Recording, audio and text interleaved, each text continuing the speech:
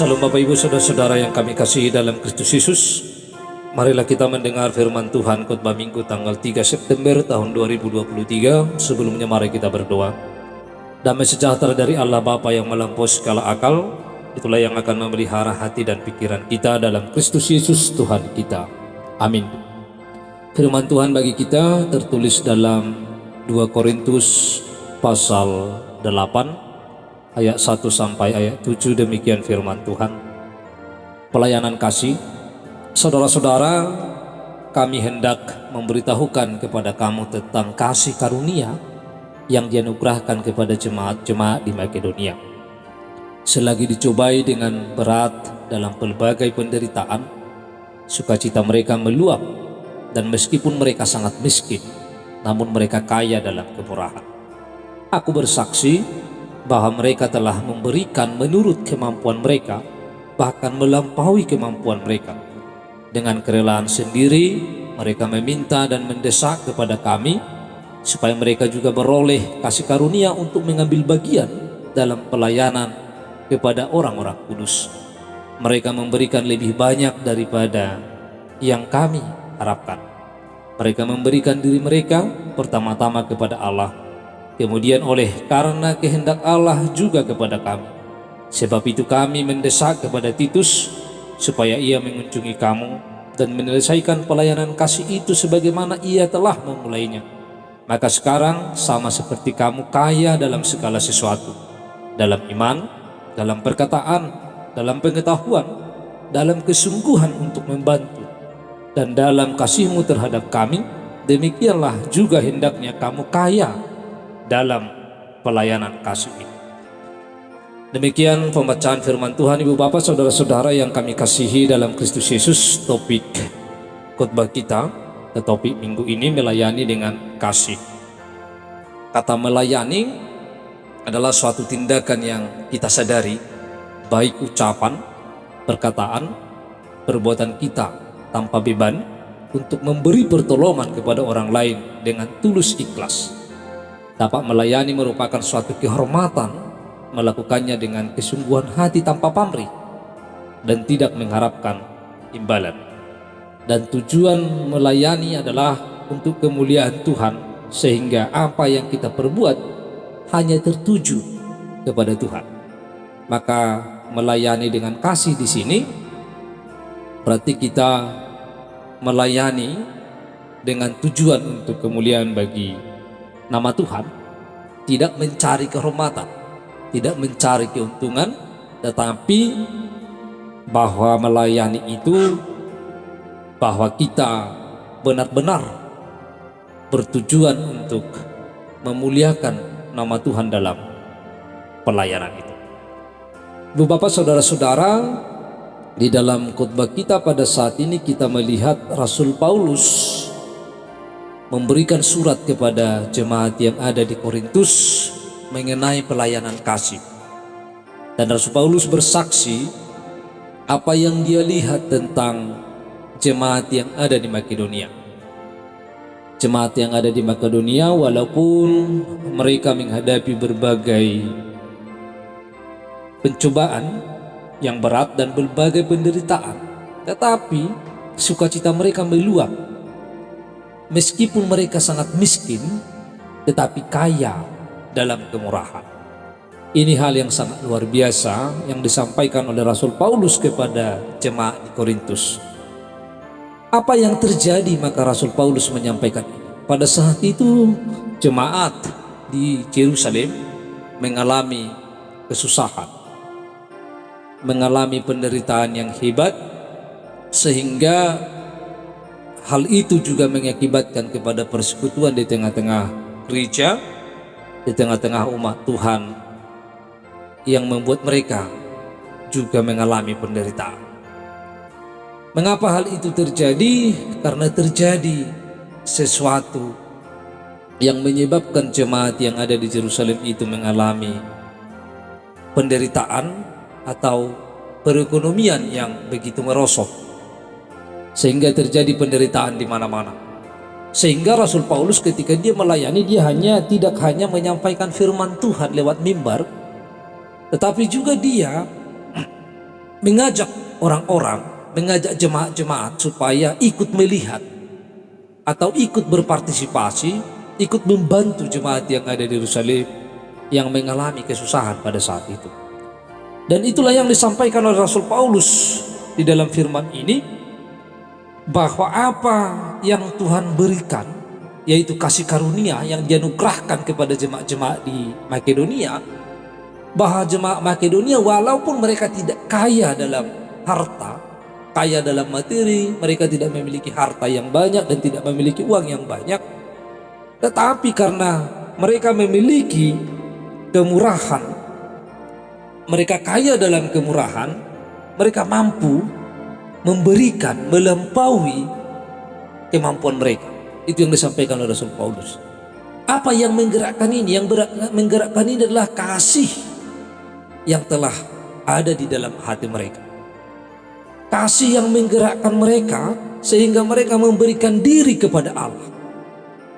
Sehingga ketika mampu memberikan diri kepada Allah, mempersembahkan dirinya kepada Allah, maka mereka tidak akan mampu mendengar orang menderita. Sehingga dari segala kekurangan, dari segala penderitaan mereka yang mereka alami, mereka mampu berbuat menolong orang lain. Ini yang sangat luar biasa. Sehingga pelayanan kasih itu benar-benar nyata mereka kerjakan dan lakukan dalam kehidupan mereka. Ibu bapak saudara-saudara, itulah yang disampaikan oleh Rasul Paulus. Kalau melihat dari segi kekayaan, dari segi materi, kemapanan jemaat, baik secara finansial, bahwa jemaat Korintus jauh lebih mapan dari Makedonia. Lalu Rasul Paulus mengingatkan mereka, mengkritik mereka supaya mereka juga dapat berbuat dan mencontoh seperti yang dibuat oleh jemaat yang ada di Makedonia. Kita lihat misalnya dalam ayat tempat disampaikan oleh Rasul Paulus, dengan kerelaan sendiri mereka meminta dan mendesak kepada kami supaya mereka juga beroleh kasih karunia untuk mengambil bagian dalam pelayanan kepada orang-orang kudus. Mereka memberikan lebih banyak daripada yang kami harapkan. Ibu bapak saudara-saudara, ini adalah hal yang sangat luar biasa. Dari kacamata kepala kita, bahwa jemaat Makedonia itu tidak akan mampu untuk menolong, tidak akan mampu untuk membantu. Tetapi karena keyakinan kepada Tuhan, karena anugerah yang Tuhan berikan kepada mereka, sehingga mereka mampu keluar dari segala kesusahan mereka, mampu memberikan bantuan kepada jemaat yang ada di Yerusalem. Saudara-saudara, Rasul Paulus menyampaikan jemaat di Korintus itu mereka kaya dalam iman, dalam perkataan, dalam pengetahuan, dalam kesungguhan untuk membantu. Tetapi mereka juga hendaknya kaya dalam pelayanan kasih ini. Pelayanan kasih yang dimasukkan Paulus di sini adalah mereka harus mampu melihat orang yang susah. Mereka harus mampu melihat jemaat-jemaat yang susah dan mereka mampu untuk memberikan bantuan. Finansial yang mereka miliki, harta yang mereka miliki, dan uang yang dimiliki oleh jemaat Korintus kiranya dapat membantu juga jemaat yang ada di Makedonia. Sehingga benar-benar bahwa pelayanan kasih itu nyata dalam kehidupannya. Sehingga jangan mereka hanya rajin, jangan mereka hanya beriman, jangan mereka hanya jemaat yang mapan tetapi tidak mampu untuk menolong jemaat-jemaat yang miskin, tidak mampu memberikan bantuan kepada jemaat-jemaat yang mengalami kesusahan pada saat itu, membantu orang-orang yang kudus, membantu pelayan-pelayan Tuhan di Yerusalem, dan membantu jemaat-jemaat yang ada di Yerusalem. Itu yang mau disampaikan oleh Rasul Paulus dalam khotbah ini. Ibu bapak saudara-saudara, hal ini juga sering terjadi dalam setiap kehidupan kita sebagai orang yang percaya. Terkadang orang yang memiliki banyak tidak mampu untuk menolong orang lain. Tetapi terkadang juga yang kita lihat, orang yang dapat memberikan itu adalah justru orang yang tidak memiliki banyak.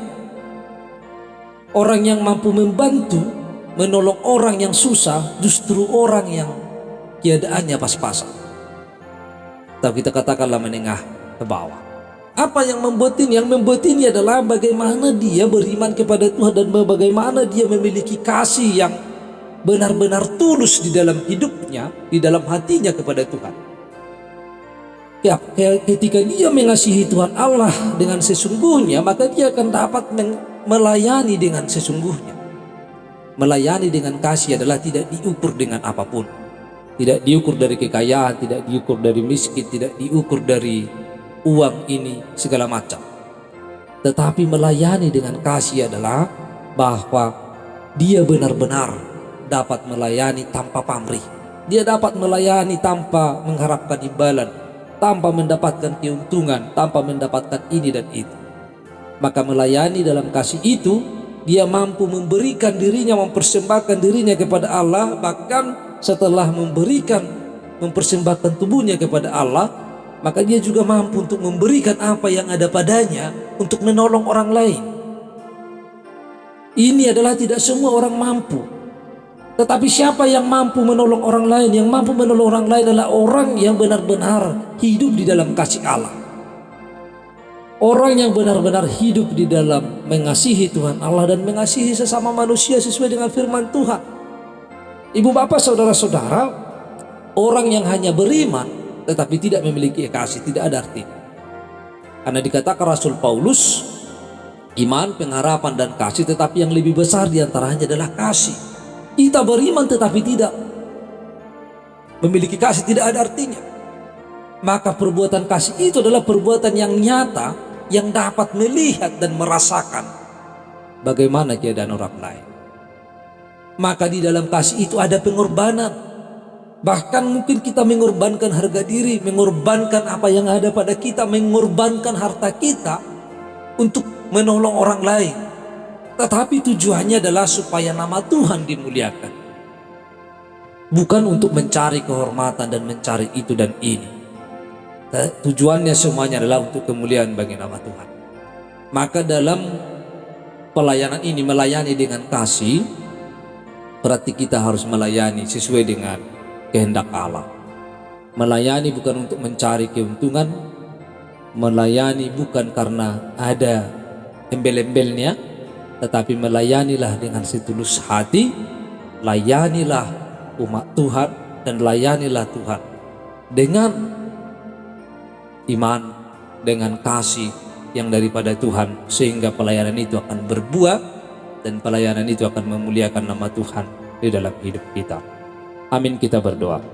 Tuhan Allah Bapa kami yang di surga, kami telah mendengar firman-Mu.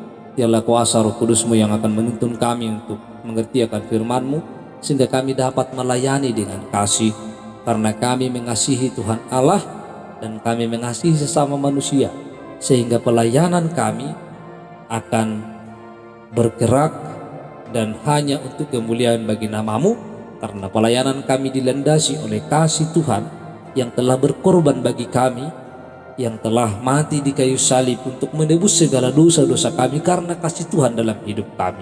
Terpujilah Engkau Tuhan, jadikan kami sebagai pelaku-pelaku firman-Mu. Dalam nama Kristus Yesus kami telah berdoa. Amin.